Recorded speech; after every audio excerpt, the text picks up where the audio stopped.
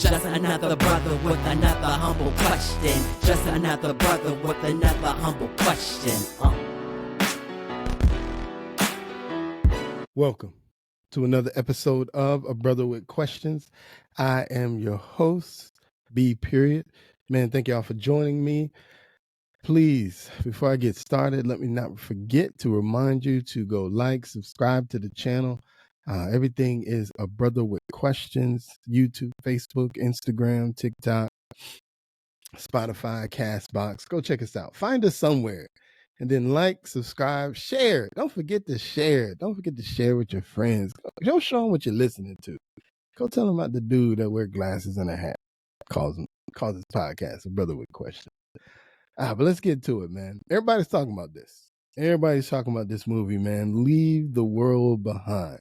Couple reasons, right? So first reason, I was talking to my wife and some friends. I said, it's the first movie produced by former President Barack Obama and Michelle Obama that did not highlight themselves or a documentary. So, shout out to them. They finally did something different. I appreciate that.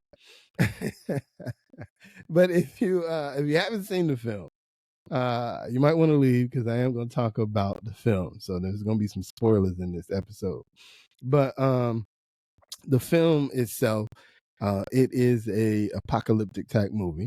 For those who don't know, the vision of the movie is that the world is under cyber attack, and as a result, the families in this movie are isolated now from what's going on in society, as other people are. But this particular movie focuses on two families, and they are finding ways to try and deal with each other and try and make sense of what's happening in the world. So that's the vision of the movie. And so for me, overall, I was not an ultimate fan of this film. And I'm going to detail out a couple of reasons why I wasn't a fan. So my first reason was they started with the age-old black-white thing, dynamic, right? Black people, white people, the expectations that black people and white people have on each other. And so before we can get to know each other, we first got to deal with your misconceptions of me. And so I was like, come on. I mean, I'm not saying that those things don't happen in 2023, because they do. They still do. But I think, I don't know, I just felt like it was a little tired to really kind of delve into that. And so for perspective, what happens in the film is, as you can see, Julia Roberts is one of the main characters here. And so she plays a wife who books a Airbnb in a very nice house. So she's married. She's got two kids. Ethan Hawke plays her husband. And so they booked this Airbnb, really nice house. What at least if you look at it, I would say it's got to be a couple $1 million house. So they rent this Airbnb. They show up, and they're there having fun. And so a couple things happen, and as a result, Mahershala Ali, I think that's how you say it. He actually is the owner of the house. And so he experiences the craziness first. So he's the owner of the house that they're renting.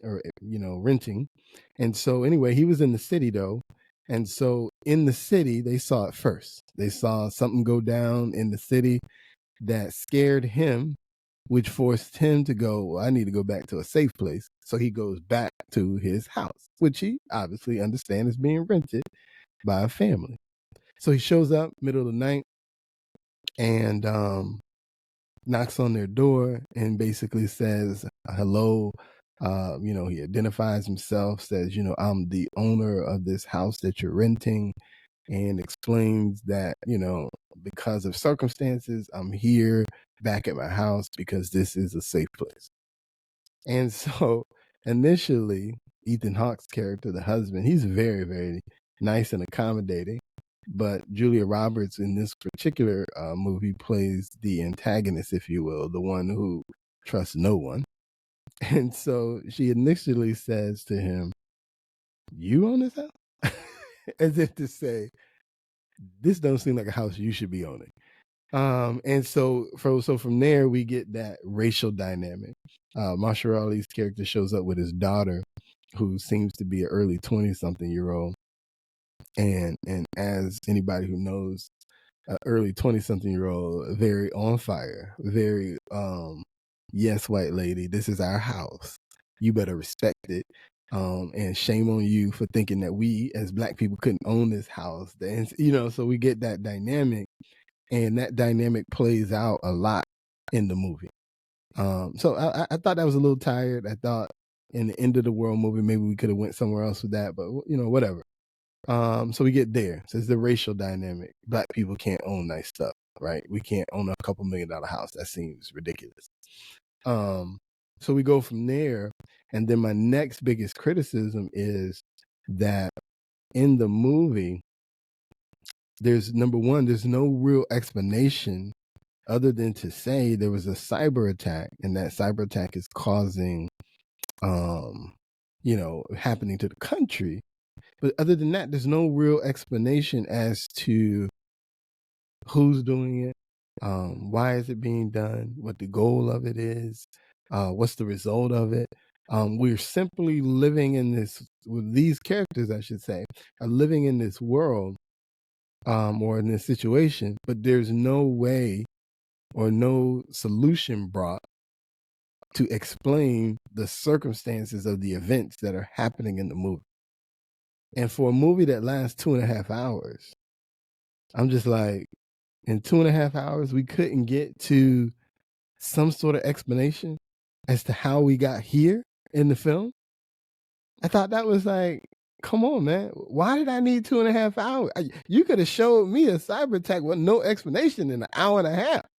But you took me 2.5 hours in, and we ultimately got no explanation as to why we were there, what the results were being. At the end, we finally do see, because the movie takes place in New York, and in particular there in, I guess, Long Island. I don't know a lot about New York, but the movie takes place in Long Island, and so there is one scene where we see off from a far distance the Manhattan, I guess, and that sort of thing, and we see that it's being destroyed. But again, there's no explanation as to who's destroying the city, who's behind these attacks. Which again, after 2.5 hours, I'm trying to figure out what's going on here. And then my final complaint is the ending. And so we go 2.5 hours in. Again, we still don't know who's doing it, why it's happening, what the goal is. And then we end the movie with showing one of the child characters ultimately acting like a very self-absorbed child, in the sense that the world around her is being destroyed, but all she can focus on is what she wants. And the movie goes after that. And so from the character perspective, in my personal opinion, I do think children in 2023 are very selfish and are only truly concerned about what they want. And so from that perspective, I think it makes sense that that's what the character would do. But again, as a filmmaker, I'm wondering, this is where you leave us. 2.5 hours, a contrived black-white, a chaotic movie in terms of the vision of the scene of the movie, right? Cyber attack. No explanation. And we end it watching a little girl desperately trying to watch the end of Friends, a show that ended 20 years ago. I was disappointed, to say the least. I was like, why did I watch 2.5 hours? And I still had no real solutions, no real understanding of what's happening. So that's my criticism. That's my take. You do with it what you want. But that's how I felt about it. My son asked me, he said, well, does that mean you would watch a sequel? I said, I gotta watch the sequel now. Somebody's got to give me a resolution to this thing. But no, if it didn't have a sequel, I'd be like, I understand, because you just wasted my time. But that's my thought. That's my opinions. You share with me what you think. What am I tripping? Did I miss a powerful, magical movie, and I missed the whole understanding? Let me know in the comments, man. But that's my take, man. I'm B Period, and I'm out.